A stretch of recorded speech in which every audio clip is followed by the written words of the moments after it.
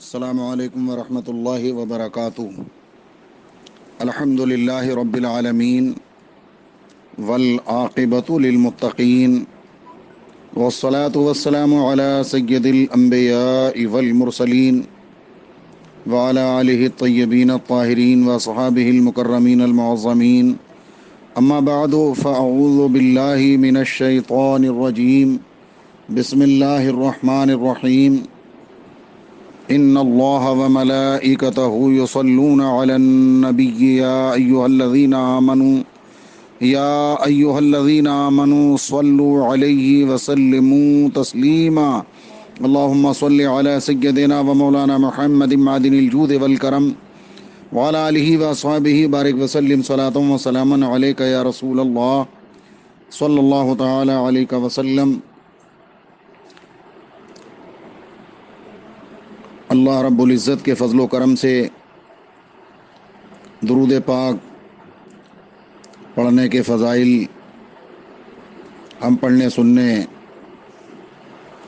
کی برکتیں حاصل کر رہے ہیں۔ آج بھی درود شریف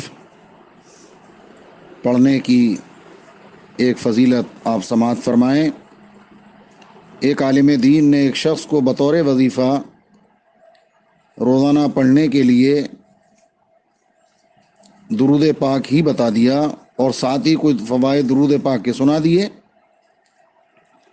وہ شخص اللہ کے حبیب علیہ الصلاۃ والسلام سے محبت کرتا تھا، درود شریف پڑھنے کا اتنا شوق اسے ہوا کہ وہ دن رات بڑے شوق اور ذوق کے ساتھ رسول رحمت علیہ الصلاۃ والسلام پر درود پاک ہی پڑھتا رہتا، اور اتفاق ایسا درود پاک پڑھنے میں ہوا کہ دنیا کے کام چھوٹ گئے۔ اس کی بیوی فاجرہ قسم کی تھی، جب کبھی خاوند کو دیکھتی تو اس کے منہ سے درود پاک کا ورد جاری رہتا، معاذ اللہ اسے بے حد ناگوار معلوم ہوتا۔ ایک دن وہ عورت بولی، ارے بدبخت، کیا تم ہر وقت صلی علی محمد صلی علی محمد کہتے رہتے ہو؟ معاذ اللہ رب العالمین۔ اور اس نے کہا تانے دیتے ہوئے، اس کو چھوڑ دو اور آدمی بنو، کچھ کما کر لاؤ۔ مگر اس کا خاوند باوجود ایسی تان و تشنی کے درود پاک کا ورد نہ چھوڑتا تھا۔ اتفاق سے وہ شخص کسی مہاجن کا بھی مقروض تھا، اس کے ذمے اس وقت کے اعتبار سے 100 روپیہ مہاجن کا قرضہ تھا۔ اس نے مطالبہ کیا، یہ نہ دے سکا، مہاجن نے عدالت میں دعویٰ دائر کر دیا۔ اب اس کی عورت کو اور بھی موقع مل گیا، خوب زبان درازی کی اور خاوند کو برا بھلا کہا۔ وہ مرد صالح تنگ آ کر آدھی رات کو اٹھا اور دربار الہی میں نہایت زاری کی اور عاجزی سے عرض کیا، اللہ رب العزت تو سب کچھ جانتا ہے، میں اپنی بیوی اور مہاجن سے لاچار ہو گیا ہوں، تو بے سہاروں کا سہارا ہے، تو حاجت مندوں کا حاجت روا ہے۔ دریائے رحمت جوش میں آیا اور اس مرد صالح پر اللہ پاک نے نیند مسلط کر دی، اور اس نے خواب میں دیکھا ایک نہایت ہی حسین و جمیل چہرے والے تشریف لائے اور نہایت شیریں زبان سے گویا ہوئے کہ تم کیوں اتنے بے قرار ہو، گھبراؤ نہیں، تمہارا سارا کام بن جائے گا، میں خود تمہارا مددگار ہوں۔ اس مرد صالح نے عرض کی کہ آپ کون ہیں؟ فرمایا، میں وہی ہوں جن پر تو درود پاک پڑھتا رہتا ہے۔ اللہم صلی علی سیدنا و مولانا محمد وعلی آلہ وصحبہ بارک وسلم صلاۃ و سلاما علیک یا رسول اللہ صلی اللہ تعالی علیہ وسلم۔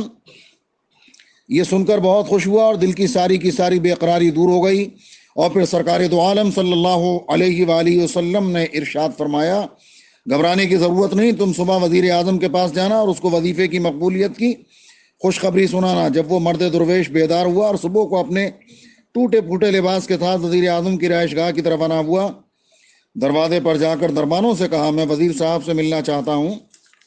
دربان اس کی حیثیت اور لباس دیکھ کر مسکرا دیے اور کہا کہ آپ وزیر اعظم کے ساتھ ملاقات کرنے کے قابل ہیں، چلو یہاں سے بھاگو۔ لیکن ان دربانوں میں ایک رحم دل بھی تھا، اس کو رحم آ گیا اور کہا بھائی ٹھہر جا، میں وزیر صاحب سے عرض کرتا ہوں، اگر اجازت ملی تو ملاقات کر لینا۔ جب وزیر صاحب سے ماجرا بیان کیا گیا تو انہوں نے اس آدمی کو بلوایا۔ جب وہ وزیر کے یہاں پہنچا تو وزیر کے استفسار پر سارا واقعہ اس نے بیان کر دیا۔ وزیر اعظم وظیفے کی مقبولیت کی خوشخبری سن کر بہت خوش ہوا اور اسے بجائے 100 کے 300 روپے دے کر کے رخصت کیا۔ جب وہ مرد صالح وہ روپیہ لے کر گھر پہنچا اور بیوی کو دیا تو وہ بھی خوش ہو گئی، اور وہ مرد صالح بیوی کو روپے دے کر اپنے کام یعنی درود پاک پڑھنے میں مشغول ہو گیا۔ جب مقدمے کی تاریخ آئی تو وہ 100 روپے لے کر عدالت میں جا پہنچا اور حاکم کے سامنے رکھ دیا، اور وہ قرضہ خواہ مہاجن روپیہ دیکھ کر حاکم سے کہنے لگا جناب یہ روپیہ کہیں سے چوری کر کے لایا ہے کیا، کیونکہ اس کے پاس تو کچھ بھی نہیں تھا۔ یہ سن کر حاکم نے پوچھا بتاؤ یہ روپیہ تم کہاں سے لائے ہو ورنہ قید کر لیے جاؤ گے۔ اس نے کہا یہ بات وزیر اعظم سے معلوم کرو کہ میرے پاس یہ روپیہ کہاں سے آیا ہے۔ حاکم نے وزیر اعظم کی خدمت میں خط لکھا۔ وزیر صاحب نے خط پکڑ جواب لکھا، جج صاحب خبردار خبردار، اگر اس بندے کے ساتھ ذرا بھی بے ادبی کرو گے تو معزول کر دیے جاؤ گے۔